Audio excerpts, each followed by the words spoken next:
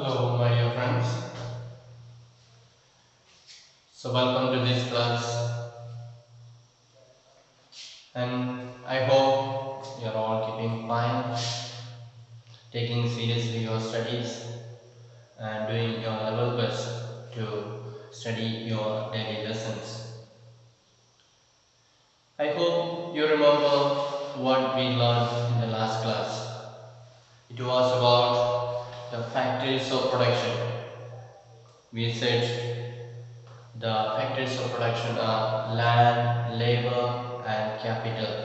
Capital has got three divisions like fixed capital, working capital, and human capital. So we were seeing about the land.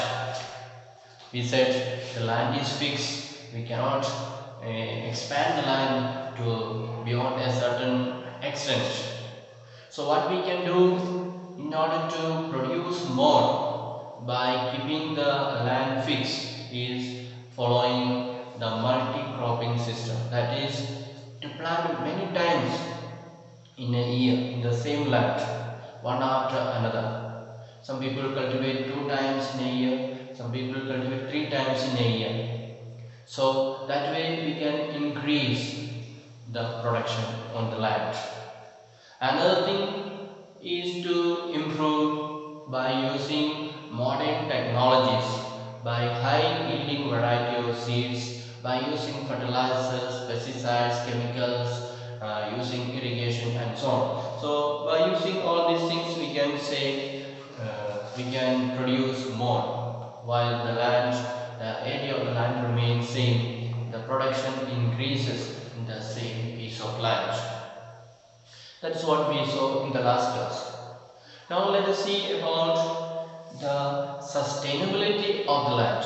Can the land sustain? You can follow your book also in the page number 5. You will find, can the land sustain?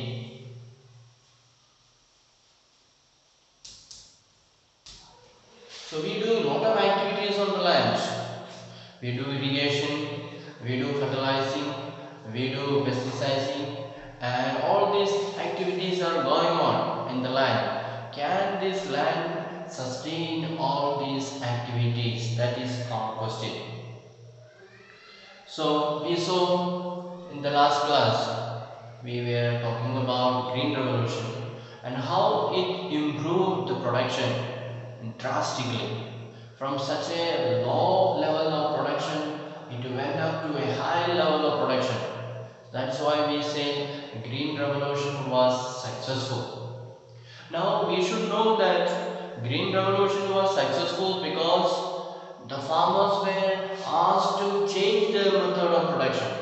They were following the traditional method of production, using traditional seeds, using traditional manuals, all that. But they were asked to use chemicals. They were asked to do irrigation.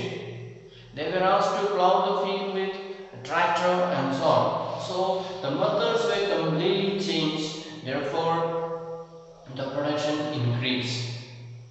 Now we need to realize that because of this, using the modern methods, the fertility of the soil, the quality of the soil was completely changed.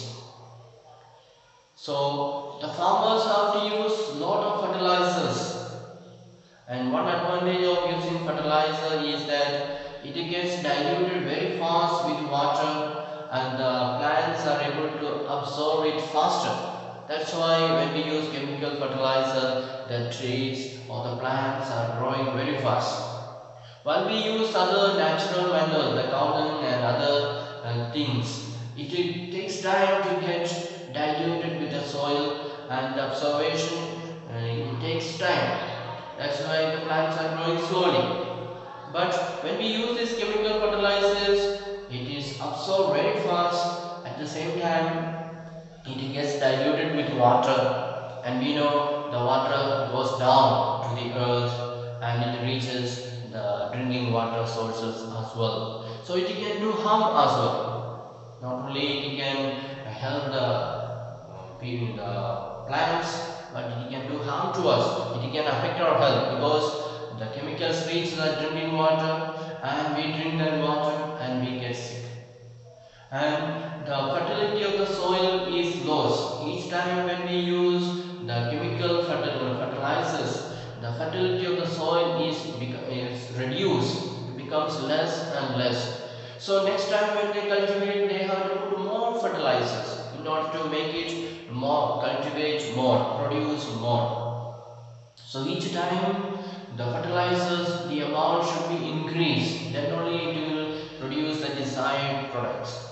Otherwise the production will come down and down. So farmers will have to buy more fertilizers, and as a result the cost of production will increase. The production cost increases. They have to buy more fertilizers, and the more fertilizer that is used, the more pollution it becomes, especially the drinking water. So we see that something that we do in order to help us, it is also doing harm to us. It has got a lot of side effects. Another thing that farmers were doing was they were irrigating the field. So for irrigation they have to dig deep wells, bore wells they have to dig, tube wells, and from there they have to pump out water. So when we pump out water from the depths of the earth, the groundwater level is going down. So it is because of the ground level water that we are able to get water from the wells and so on for our drinking purpose and so on. So if that water level is going down and down, then we have to dig deeper and deeper year by year to get good water for our house purpose, for our drinking purpose and so on. So the earth, the top part of the earth is becoming dry and dry year by year, because we are taking out the ground level water, which is going down and down. That's why the earth becomes drier and drier, hotter and hotter. So that is the problem that people are facing. On the one hand, we need development, we need a lot of food grains, therefore we try to use any method in order to produce them,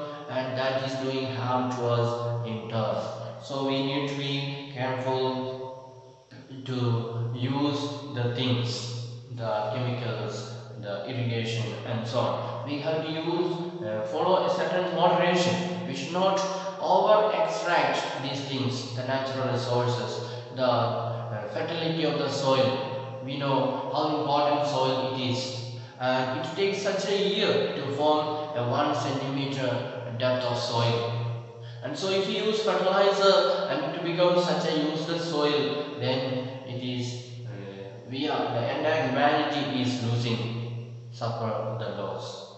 And therefore the quality of the soil we need to preserve. We need to preserve the ground level water, all that. So in the name of producing more, we cannot just destroy the land, which is a natural gift.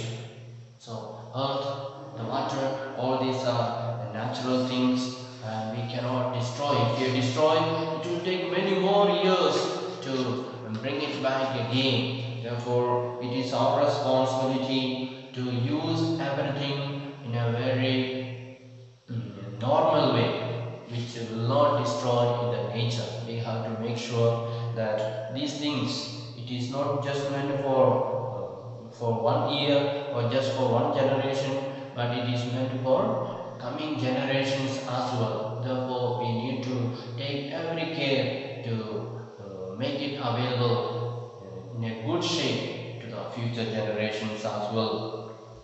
And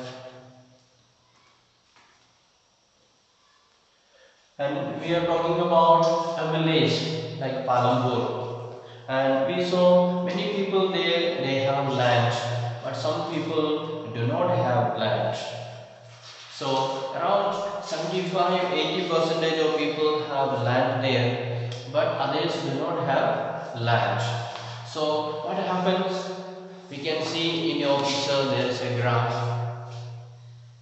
So some of the fields are very large, some of the fields are very small, and You can see the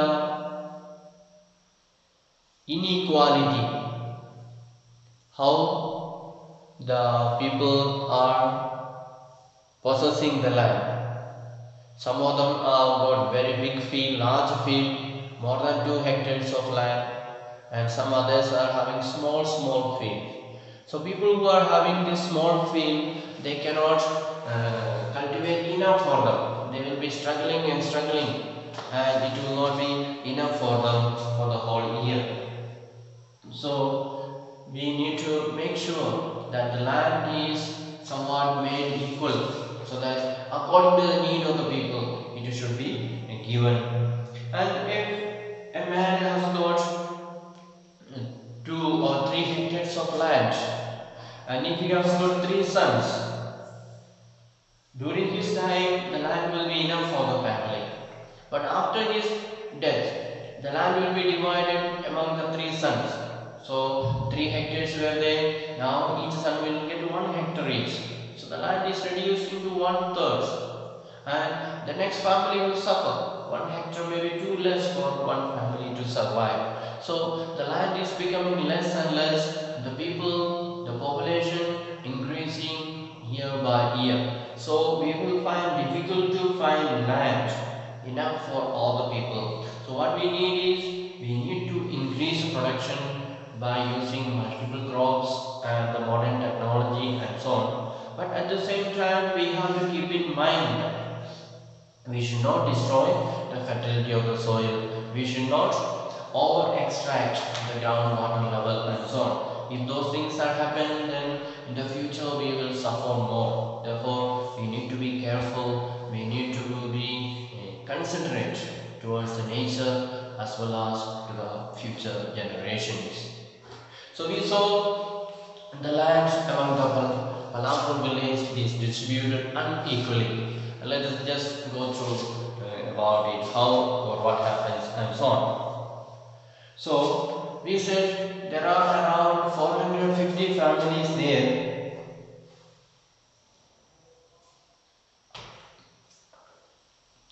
450 families are there, and out of them around 150 families, they do not have land at all. They just remain in a little land where their house is there. For farming they have no land at all. So what do? They go to the others, those who have got large area of land, they go there and they cultivate, they work in their land as a laborers. So they cannot take the product, the harvest time, they cannot take the grain, but they can only work in the field and get the money for their wage and go home. They have no right over the things that are produced, the grains, the other vegetables, whatever is produced, they have no right over it. So some of them have got small plots. Again, as I said, it is not enough for them. It is not sufficient for them to survive on that. So very often they will have to go for other extra work to earn something, or they have to borrow from others' field and work there and give a share for them and so on. So somehow they are just managing. Now let's see the example of a farmer called Govind. So he has got 2.25 hectares of land, and that's what before I said. He has got 2.2 hectares of land, and he has got 3 sons, and when he divides the land between the 3 sons, every son gets very little, a small portion of land, which is not enough for the family to survive. So they will have to look for additional work. They'll have to look for additional means of earning money in order to manage, sustain their families. And you can see large number of small plots scattered around the village in the picture. So I showed you the small plots. There are many, and a lot of people are occupying that. So these are very small in size, and they will find difficult to manage with this small plot of land, and so they may work hard for the whole year, but the effect will be very less. They may not be able to survive with that little income that they get, the little product that they get from the farm. And you can see again another diagram here. See another diagram here. There are two diagrams, yellow and we can say light blue color.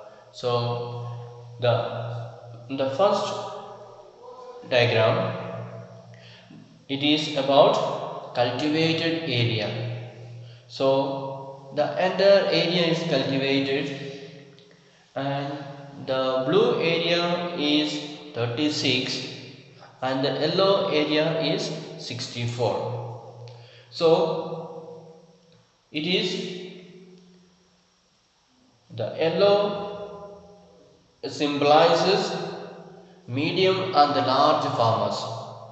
So large farmers and the medium farmers, they are occupying this large area, and the small farmers, they have got very little area.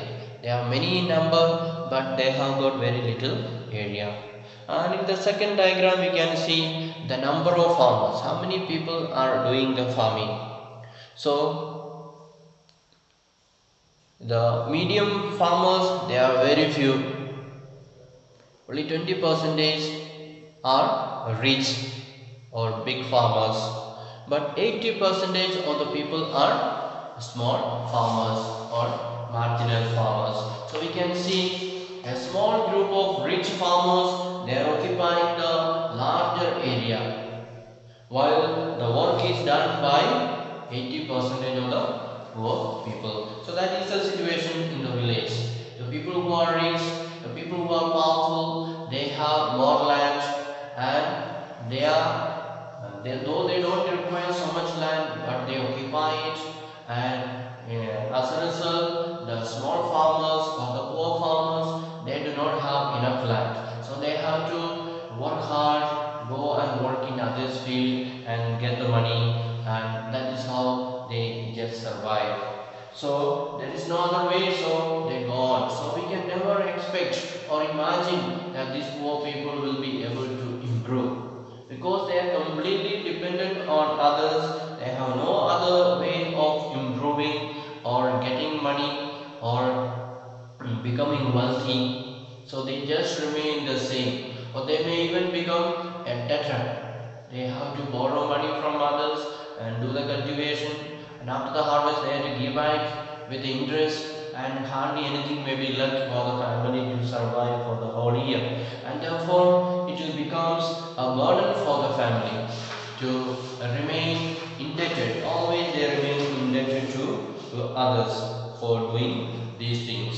So that is how most of the situation in the villages are.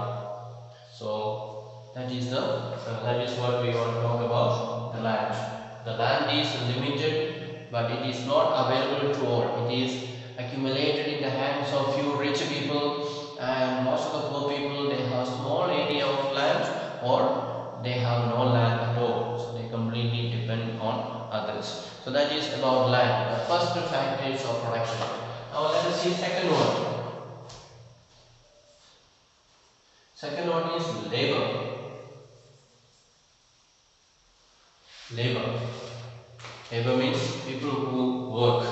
So we already saw in the previous chart that 80% of the work is done by poor farmers, not the rich people. The rich people own the land, but they are not doing the work. The work is done by others.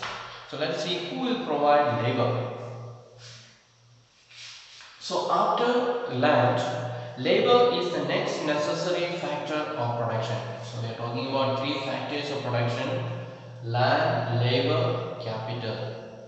So we are coming to the second one, labor. We saw what is the situation about the land. Now let us see who will provide the labor for working. So in the case of farming requires great deal of hard work. So we need to do a lot of hard work. We can see in the picture again different types of activities that the people are doing: plowing the field, sowing the seed, pouring water, irrigation, harvesting, all that. So they do lot of works. So it requires a lot of work. And the small farmers, they have a small area, small field. So all the family members will go and work there, and their work will be over because they don't have very big field. So father, mother, children, they all go and work there and they finish up their work. And so they do not go and hire workers from outside because they don't have money to pay for them also. So they just work by themselves and complete their work. But those who are got a big field, they cannot manage by themselves. So they go and hire workers from outside. Or those landless people, they call them, you come and work in our field and we will give you wage. So they make those poor people come and work in their field and they give them wages. That is how the work is done in the field. So farm laborers come either from landless families or families cultivating in the small plots of land. So we said they get the workers either from those people who have no land at all. So people who have no land, they cannot do any work. They have to go and work in others' field. So these rich farmers who have got plenty of big field, large field, they will go and call these workers who are free, those who don't have any land, or those who have got small field, they can finish up their work and then go and work in other people's field.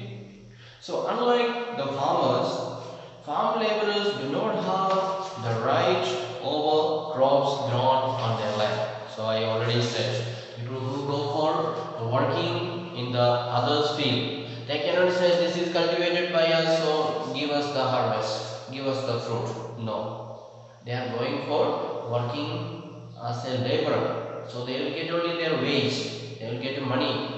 How much money it is agreed upon, they will get that money. After the harvest, they cannot carry away the grain to their house. So the owner cannot give them. So instead they are paid wage. And wages can be either in cash or crop. So if the owner says, if you want, I will give you money. If you don't want money, I will give you some crop. You can take some rice or some paddy. So it depends on the owner of the field. Then the wages that they give, that is also not equal. Some places it is very low, some places it is medium, and so on. And the landowners are also very cunning. When there are plenty of people waiting for work, they will say, I will give you only this much money, if you want you come and work. And those poor people, they have no work at all, nothing to eat at home, so poor, and therefore they are ready to work even for a low wage. So these rich people, they will exploit the poor according to the situation. They will make them to do the work for their very low wage. They will pay them very less money.